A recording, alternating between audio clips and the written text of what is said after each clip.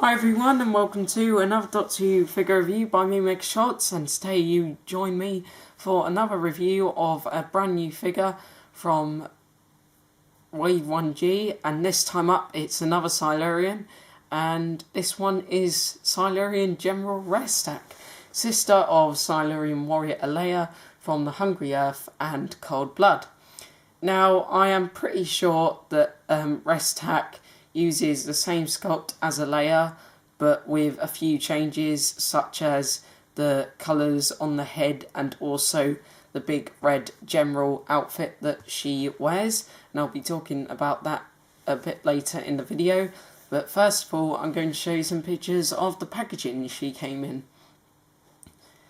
Okay, so if we take a look at the front, we can see it is as usual for Series 5 figure packaging. Got the figure and the accessory in the middle, and then a couple of bits of information at the top. And if we take a look at the back, we can see all the other figures available in Wave 1G and also Restac. And at the bottom, you've got the same usual product and company information. And once again, the holographic sticker at the bottom right of the packaging seems to be missing. I'm getting so many Doctor Who figures nowadays without holographic sticker labels. I'm starting to wonder what's actually going on with them.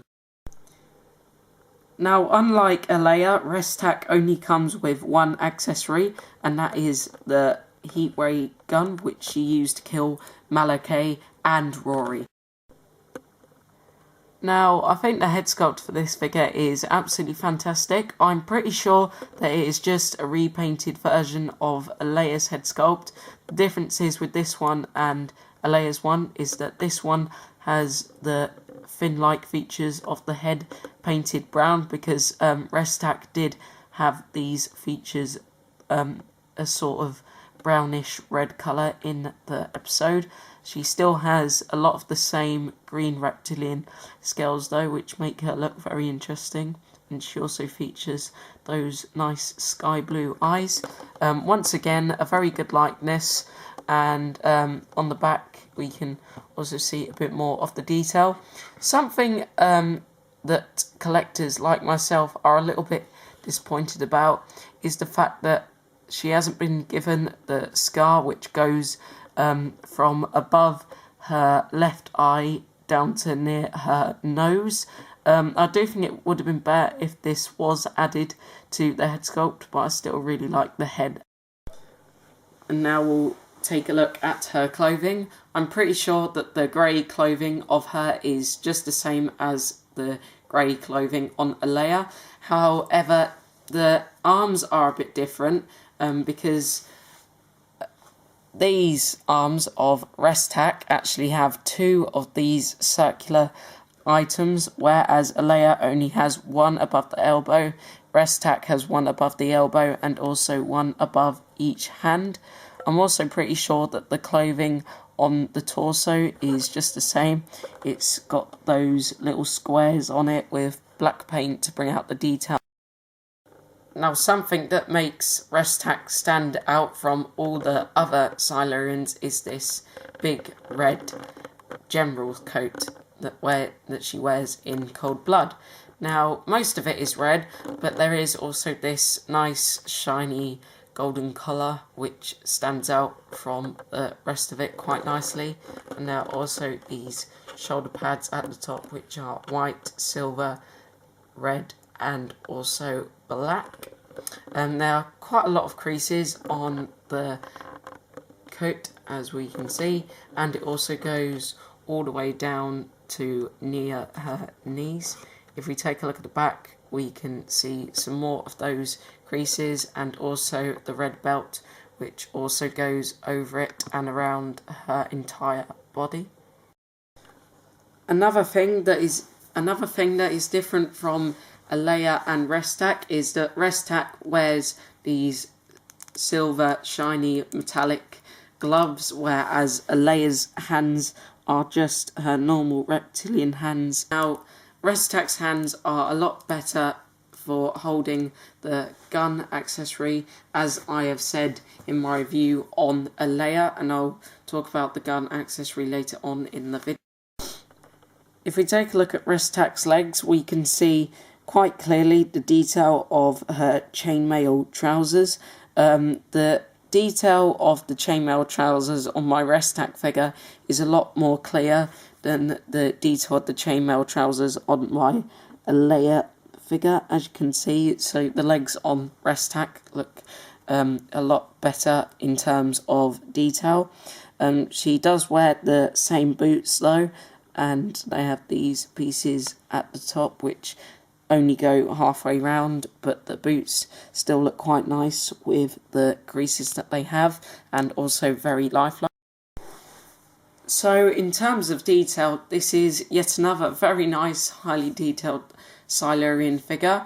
I remember when I first saw a picture of this figure being really excited, but I also remember thinking that it would have been better if her coat was actually more burgundy rather than red. But now, having the figure, I don't think this is a major issue anymore, and it still looks very accurate the way it is. Her head can turn 360 degrees.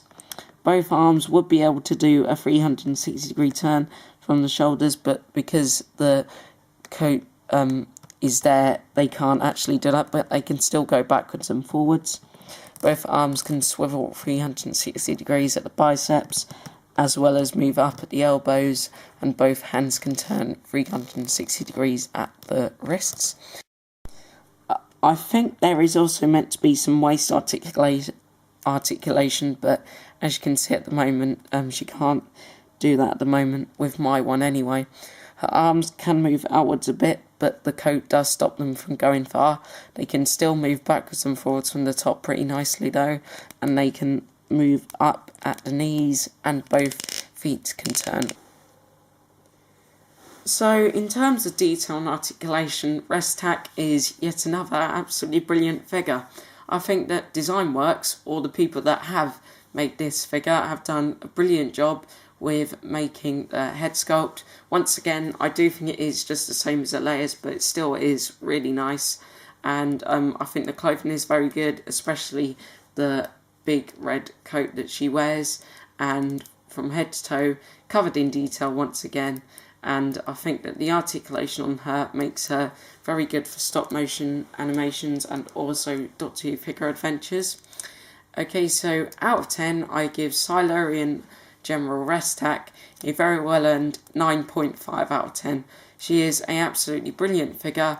However, I do think it would have been better if they did add the scar that she had on her face onto the figure, because I was thinking that if they did make this figure, then that scar would be one of the features on the face, but sadly that hasn't happened. Okay, so that is all I have to say for the figure for now, and now I'm going to talk about her gun. Okay, so here we have Restac holding her gun accessory.